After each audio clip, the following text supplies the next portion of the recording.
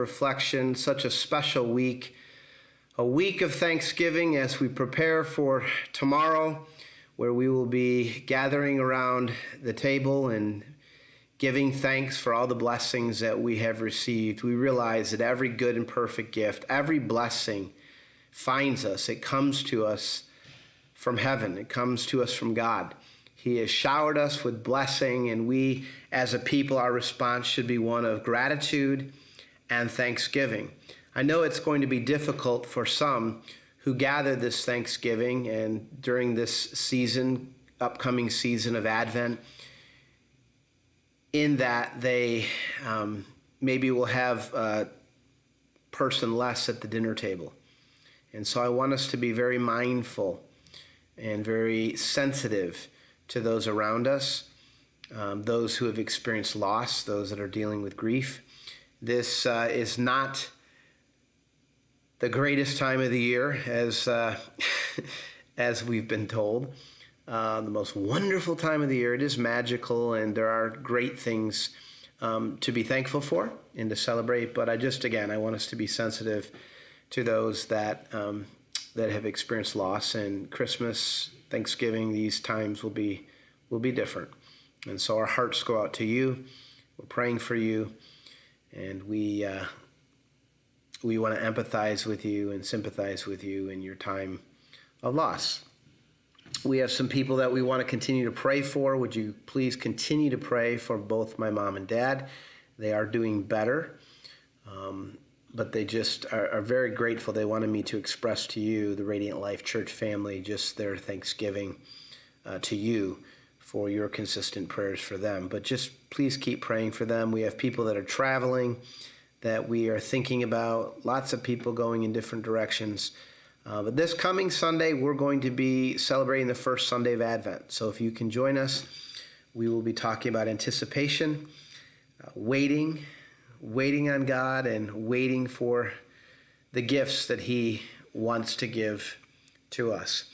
I thought it would be fitting. I feel like during Thanksgiving time, my mind always just races to this text that I'm going to share with you in Luke chapter 17. It's the story of Jesus healing 10 men who had leprosy. It says in verse 11 of chapter 17, "Now on his way to Jerusalem, Jesus traveled along the border between Samaria and Galilee.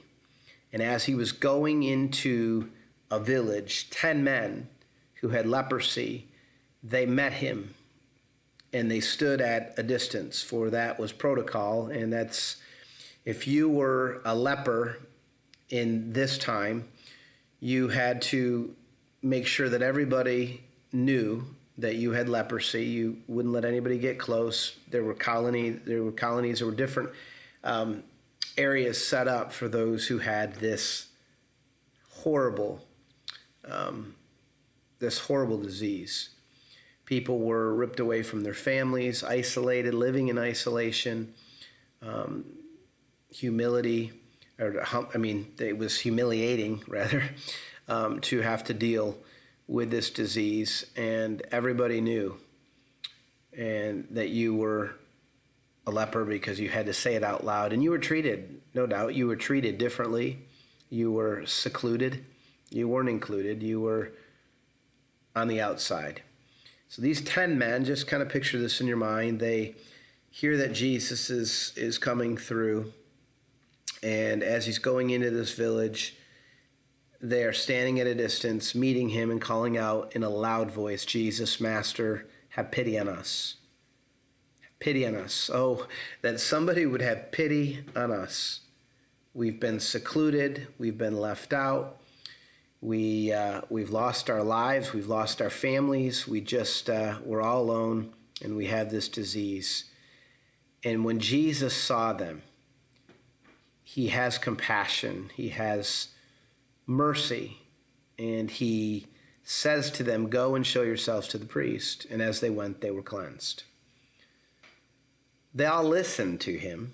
They were all obedient to Jesus. They all did what Jesus asked them to do. and they were all healed. He didn't miss any one of them. I mean, he didn't miss one of them. He touched, he healed, he delivered every single man with leprosy. They were all cleansed as they were on their way to see the priest. Verse 15 is the verse that I want you to get a hold of.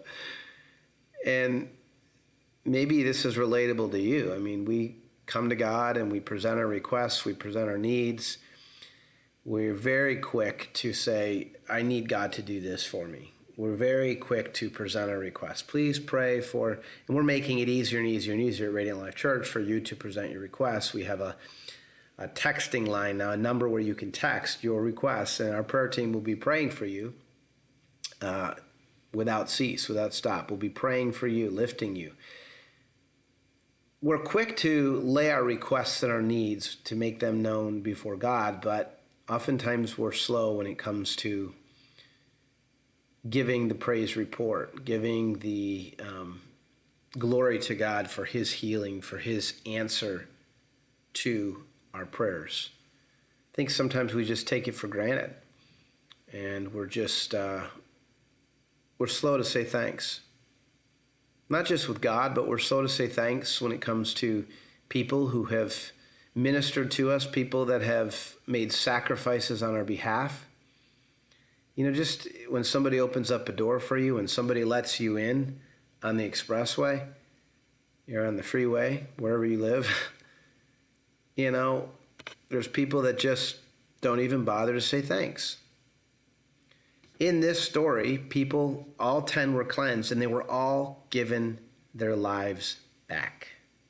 And with that came family, came community, came, so much. I mean, they got their lives back.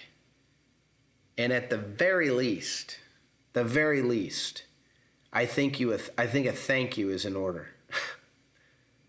I think a thank you is in order. And only one of them, it says, verse 15, one of them, when he saw he was cleansed, he came back praising God in a loud voice, threw himself at Jesus' feet, and he thanked him.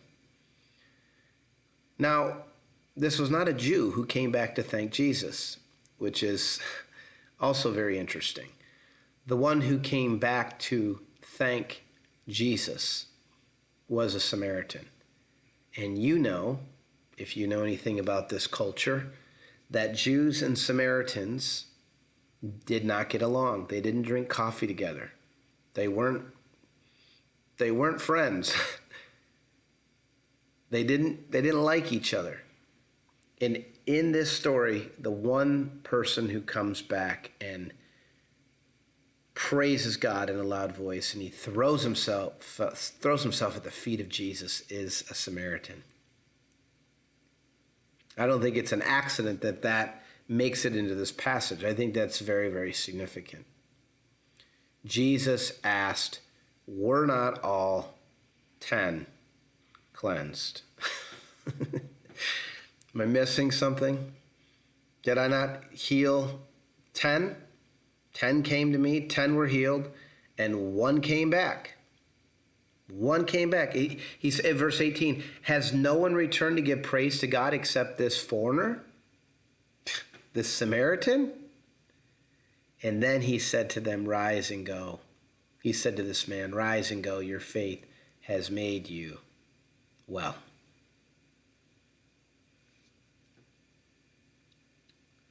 Where are the other 9? Are you a part of the other 9 today? Or are you one who takes the time to come back and offer God thanks, praise, gratitude for all that he has accomplished in your life? Praise. This season, I hope that this season you will be mindful of this story and that you will be a thankful person. We live in a day and age where we're very entitled. We're very entitled. There's slogans out there that say, your way, right away, however you want it. It's all about you. It's all about making you happy. And we've become very selfish and very self-centered.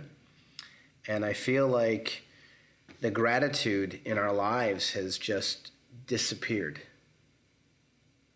So stop, pause, give thanks. Give thanks to the Lord for all he has done. Just wanted to do a shout out to some people today who are watching us. It's good to see Lori Morin watching with us today.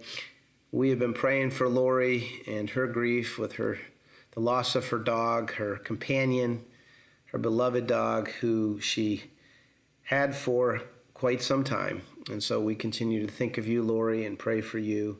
It's good to see my Aunt Heather watching today from Rochester, New York. That's 2 Rochesterians right there that are watching. It's also good to see Mike Smith, my brother here in San Diego. Keep praying for Mike. Keep praying for his health. Praise report on his dog, Chloe, who went in for a procedure not too long ago, and we were very, very concerned, and many of you have been praying for them, and Chloe's doing well. She's eating, and she's jumping around, and she's back to herself. But just keep praying for Mike and Abby and just their health, and that God would be close to them in this season. Laura also could use our prayers. Laura Anderson, not feeling real well today, under the weather. Would you be praying for her? Also, we want to be thinking of Susan Bliss. It's good to see you. We've been praying for her son, and it's good to hear that he is at home. He's recovering. But just keep praying for the Bliss family, that God would be close to them. It's good to see Richard Wyra watching today.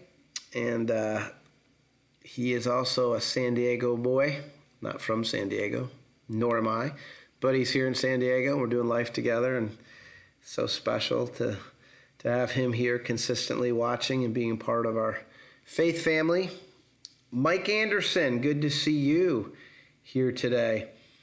And Mike is watching probably from Indiana today. I'm so glad that he could join us. And if I have not said your name, it's because I don't see your name on my screen, but I'm sure that I will see it after this feed. And again, thank you, whoever you are, and whoever's watching this now, and whoever watches it later. Just a reminder to us, just to be thankful for so much, right? I think this year for Thanksgiving, what we're going to do is we're going to put, I'm going to go to Home Depot and get some of that brown paper. It's just like a brown, it's kind of a thicker paper. I'm going to use it as a tablecloth on our tables, and then provide some writing utensils. And we've done this before, but we're just going to think throughout the day as we're eating and as we're hanging out with people, just jotting down. It sometimes helps just to write some things down, write some people that you're thankful, write some blessings that you've received from God. Just write it down on the piece of paper. And so that's what we're going to be doing. But I want us to just stop and think about what God has given to us, all the blessings we've received from him, and all the people that he's placed in our lives, people that we are so thankful for. And I want you to know that each and every one of you, thank you for your friendship. Thank you for just the role that you've had in my life. And you are important. You are of great value, of great worth. And I'm so thankful, so grateful for our friendship. So thanks again for watching. A little shorter than normal, but just ponder that story. Ponder that story in Luke 17 as you prepare just to be still and take a pause long enough to think about all that God has given to you. Love you guys, and I hope that you have a wonderful Thanksgiving. God bless you.